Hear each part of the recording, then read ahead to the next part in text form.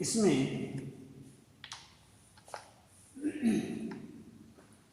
यहाँ पर हम देखते हैं कि अपना मालवा खाऊ उजाड़ू सभ्यता में प्रभाष जोशी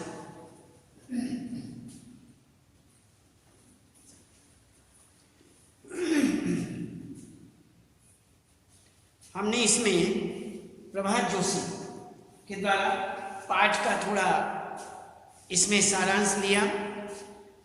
इस सारांश शीर्षकों के माध्यम से इसमें हमने सारांश को रखा।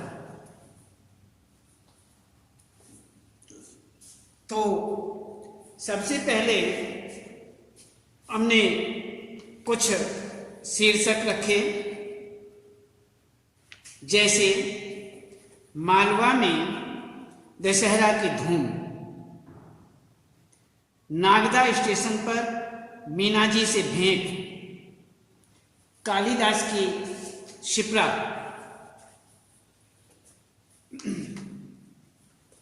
नर्मदा तट पर रात्रि विश्राम, चंबल के दर्शन, पश्चिम के पुनर्जागरण का प्रभाव, भारत के प्राचीन राजाओं की सूझबूझ, नदियों की दुर्दशा, उजाड़ की अपसभ्यता, दायित्व बोध। इन शीर्षकों के माध्यम से हमने ये इसका सारांश अपना मालवा खाऊ उजाड़ू सभ्यता में ये किया। अब इसमें अपना मालवा खाऊ उजाड़ू सभ्यता में नामक पाठ में लेखक क्यों लगता है कि आज की औद्योगिक सभ्यता वस्तुतः उजाड़ की अपसभ्यता है, कारणों का विवेचन कीजिए। इसमें जैसे हम कोई प्रश्न लेते हैं,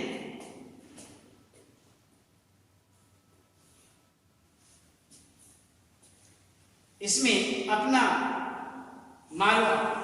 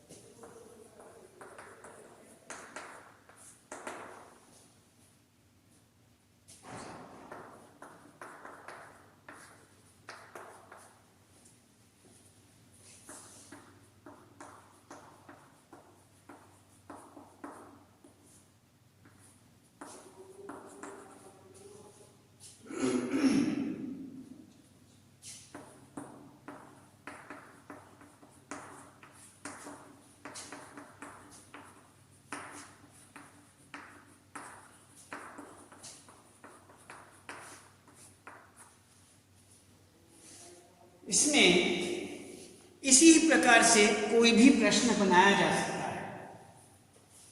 जैसे हमने यही बना दिया, अपना मालवा खाऊ उजाड़ू सभ्यता में नामक पाठ में लेखक को क्यों लगता है कि आज की औद्योगिक सभ्यता वस्तुतः उजाड़ की अपसभ्यता है।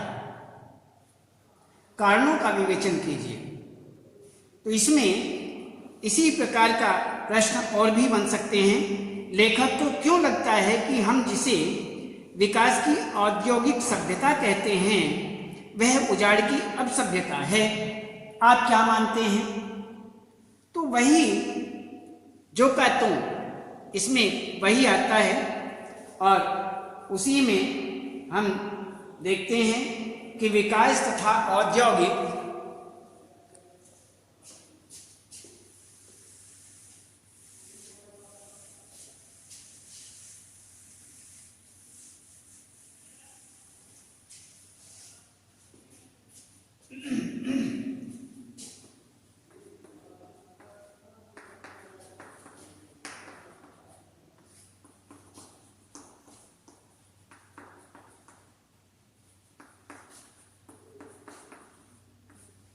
विकास तथा औद्योगिक उन्नति के नाम पर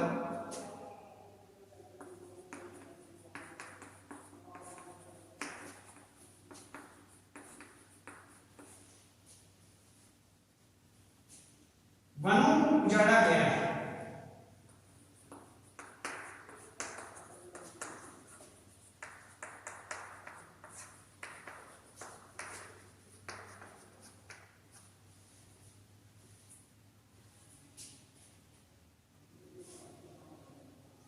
धरती के जल का अत्यधिक दोहन हो रहा है।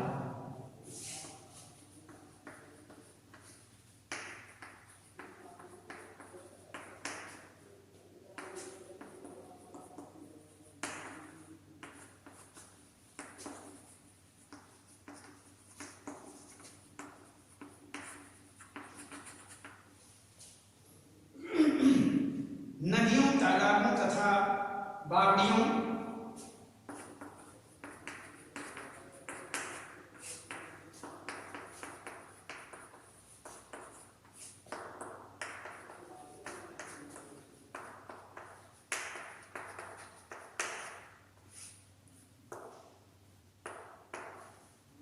बावड़ियों में उद्योगों के अतिरिक्त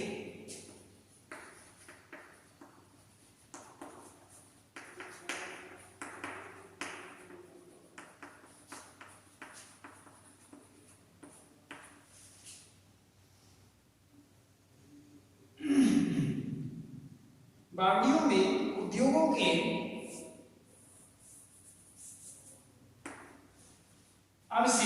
अपशिष्ट पदार्थों को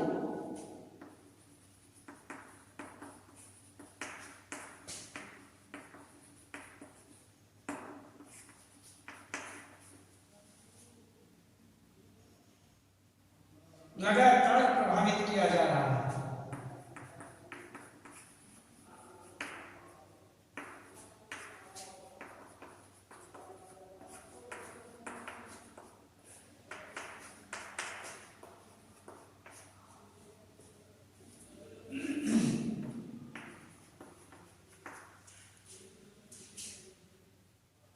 इससे मिट्टी, हवा और जल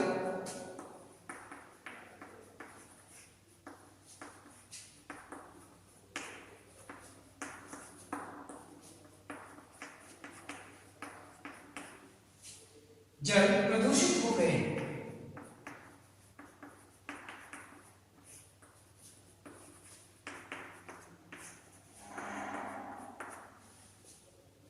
मालवा की धरती पर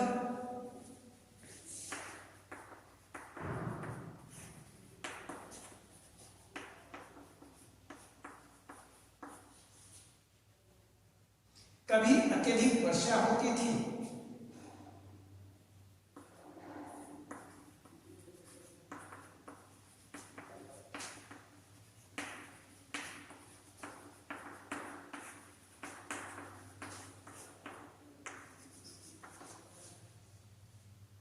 नदी, तालाब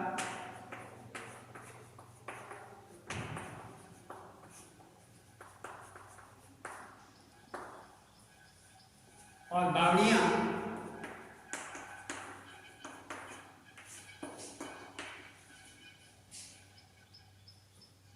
बावड़ियों में पानी लबालब भरा रहता था।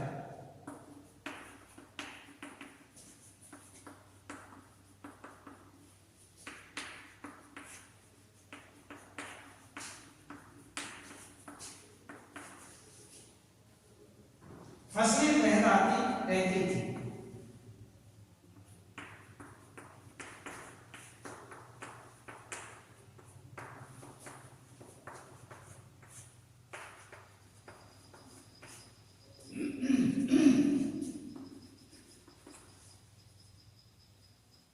अकाल के समय भी मालवा की धरती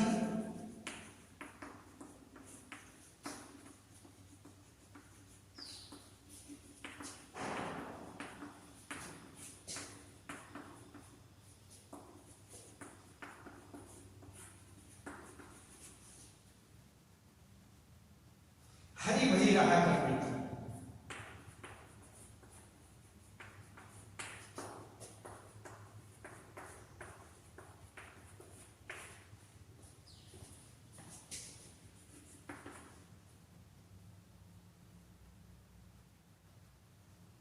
किंतु विकास की अंधी दौड़ ने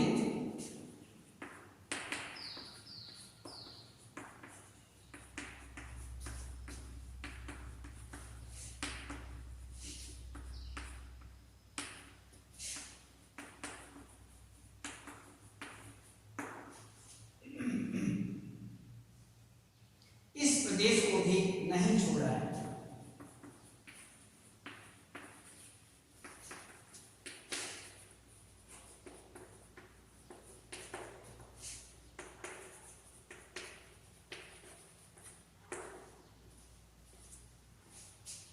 मालवा में अब पहले की तरह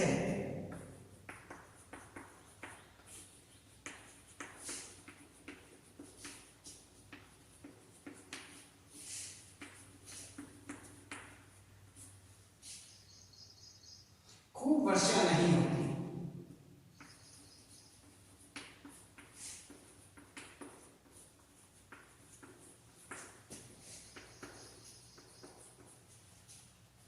कभी अकाल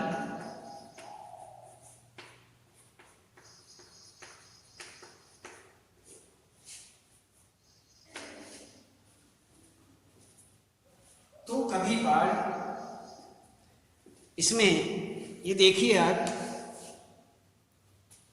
कि विकास तथा औद्योगिक उन्नति के नाम पर वनों को उजाड़ा गया है। धरती के जल का अत्यधिक दोहन हो रहा है। नदियों, तालाबों तथा बावड़ियों में उद्योगों के अवशिष्ट पदार्थों को लगातार प्रभावित किया जा रहा है। इससे मिट्टी, हवा और जल प्रदूषित हो गए हैं। मालवा की धरती पर कभी अत्यधिक वर्षा होती है, कभी नदी, तालाब और बावड़ियों में पानी लबालब भरा रहता था। फसलें लहराती रहती थी। अकाल के समय भी मालवा की धरती हरी भरी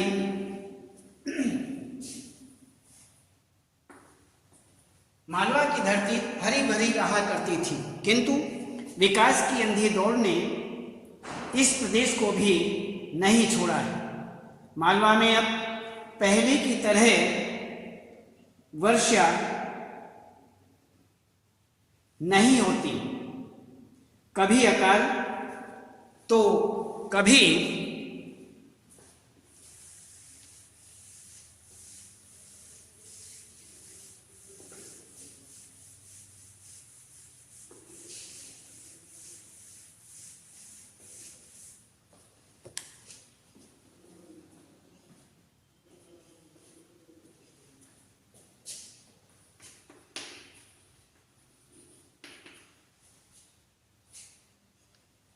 बाहर जैसी समस्या आ खड़ी होती है।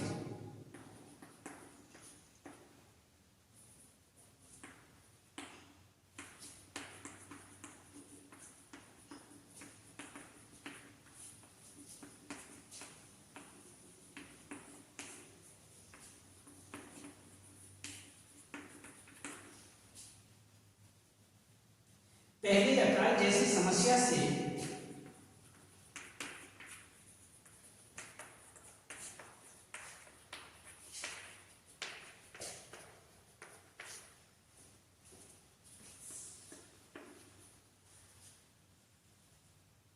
निपटने हेतु ताल प्रक्रिया को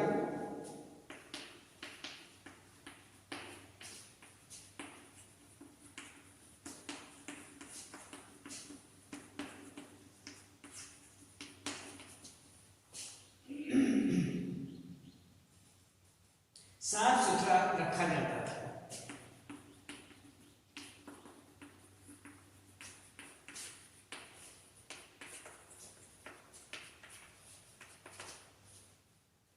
पर अब तो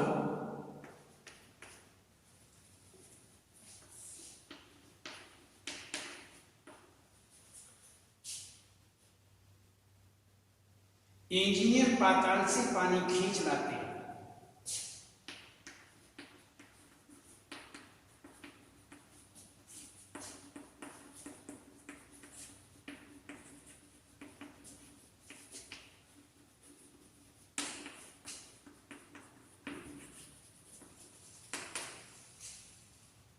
जिससे भूमि के अंदर का संचित जल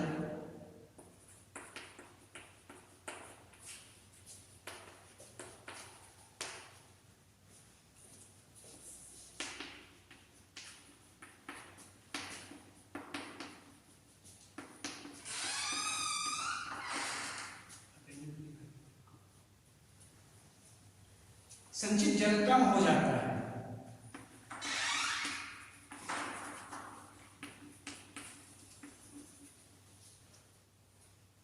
और जल संकट उत्पन्न होने लगता है।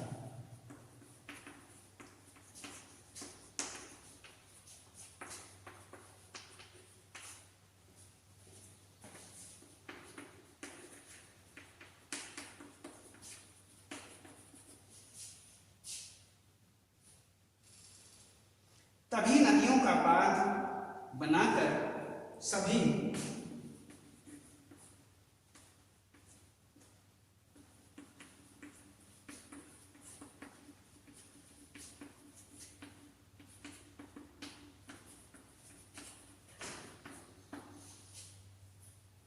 उन्हें नालियों में परिवर्तित कर दिया गया।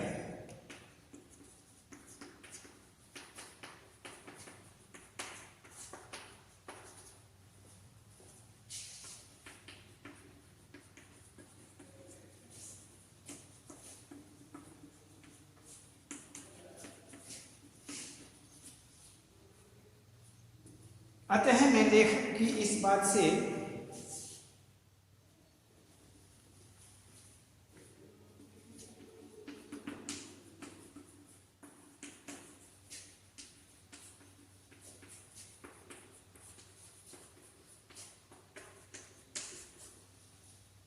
पूर्णतः सहमत हूं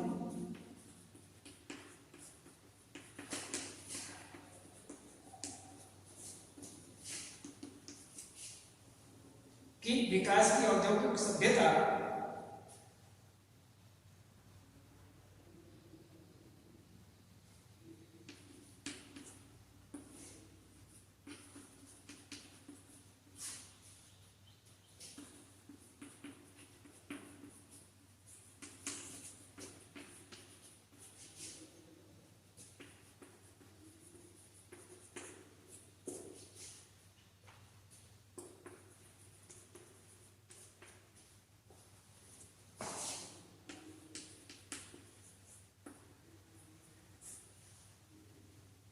उजाड़ू नीति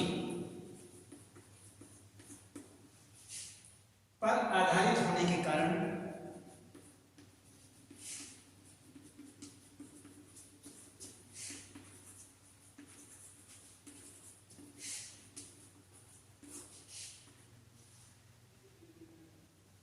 एक ऐसी अपसभ्यता है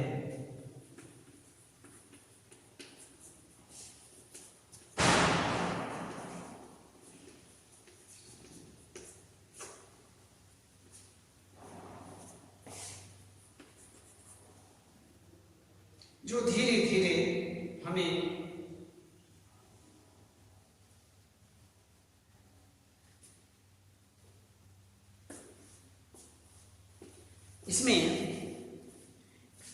ये बताया गया है कि अपना मालवा खाओ उजाड़ो सभ्यता में,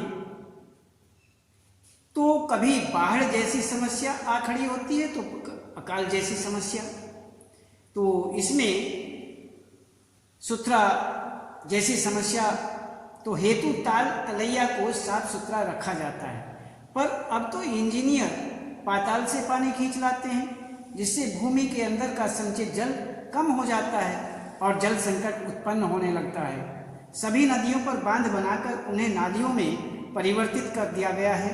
अतः मैं लेखक की इस बात से पूर्णतः सहमत हूँ कि विकास की औद्योगिक सभ्यता खाओ उजाड़ो नीति पर आधारित होने के कारण एक ऐसी अब सभ्यता है जो धीरे धीरे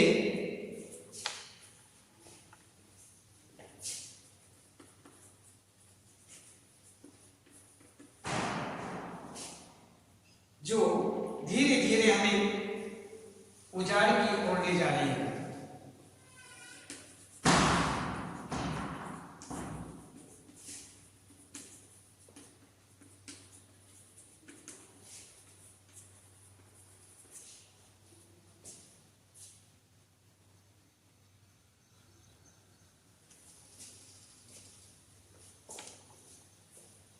आज केवल इतना ही और कल